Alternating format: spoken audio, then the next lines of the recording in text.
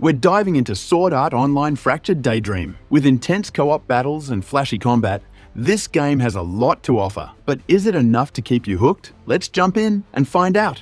Sword Art Online Fractured Daydream throws players into an exciting four-person party system, where you choose characters from a variety of roles. Success in this game depends heavily on selecting a diverse party, as the best team builds are balanced with fighters, support characters, rogues, rangers, mages, and tanks. Each role brings its own strengths to the table, and the diversity in party composition is key to tackling the game's challenges effectively.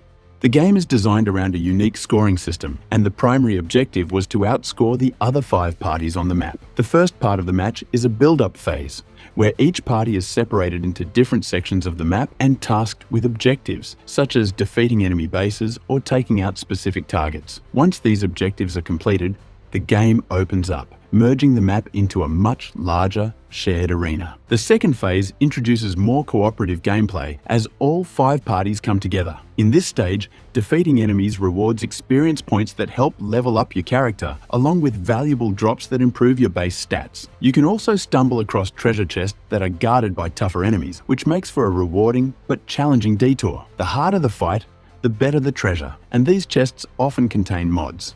Mods play an essential role in boosting your stats, such as increasing damage, critical hit chances, or health. Mods come in different rarities, with golden mods being the most powerful. However, your character can only hold one mod at a time, which means you'll have to drop the mod you're currently holding if you find a better one, adding an element of strategy to progression.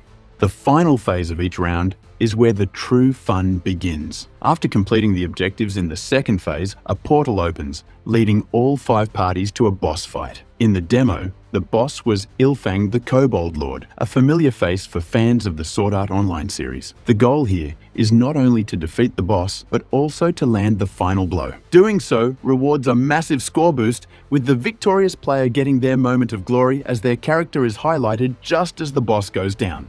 As exciting as the final phase can be, the true challenge lies in competing against other parties for the top spot. Only one party can claim the highest score, making every move count, from collecting mods to landing that crucial last hit on the boss.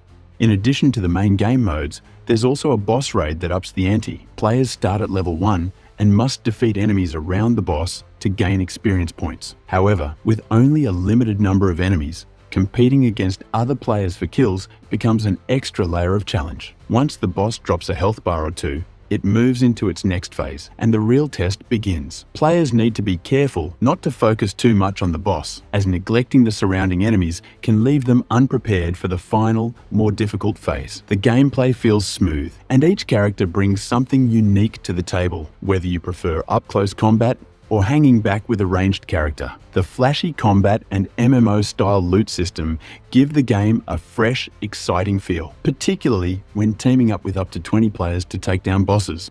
Performance-wise, the game holds up well, though it's not without its hiccups. When playing solo or in smaller groups, the game generally ran above 30 FPS, which made for an enjoyable experience. During the tutorial, the game even managed to hit 50 FPS in certain spots, especially when tweaking the settings to lower the resolution slightly. Solo play felt solid, with the potential to push even higher frame rates if you don't mind making some visual compromises. Multiplayer, however, presents a more significant challenge for performance. With 19 other players on screen and large-scale battles happening simultaneously, the frame rate dips, especially during the big boss fights. While it never became unplayable, there were moments when the game noticeably struggled to maintain a consistent 30 FPS. Areas with dense environments, such as forests, were particularly prone to performance drops, though the game generally managed to stay above 30 FPS. The art style helps alleviate some of the performance concerns. The bolded outlines and colorful world make upscaling solutions like FSR, Fidelity FX Super Resolution, a viable option. Running the game at a lower resolution with upscaling enabled allows for a stable 30 FPS or more, especially when playing on smaller screens. Although this comes with the trade-off of pixelated visuals and harder to read menus, it's a worthwhile sacrifice for smoother gameplay, particularly in the more demanding multiplayer mode. So, is Sword Art Online Fractured Daydream worth playing? If you're a fan of action-packed, cooperative multiplayer games with a strong emphasis on team composition, flashy combat, and MMO-style loot systems, then this game is absolutely worth checking out. The unique party-based structure and scoring mechanics provide plenty of replayability, especially with the competitive element of outscoring other teams. Performance may be a concern for some players, particularly in multiplayer, but there are ways to mitigate this with settings adjustments and upscaling. In the end, the vibrant world, satisfying combat, and cooperative gameplay makes Sword Art Online Fractured Daydream a compelling title, even if it has a few rough edges in the performance department. If you're up for a mix of strategy, action, and MMO elements, then this game should be on your radar. Thanks for watching. Don't forget to like and subscribe if you enjoyed this review, and let us know what you think about Sword Art Online Fractured Daydream in the comments below. See you next time.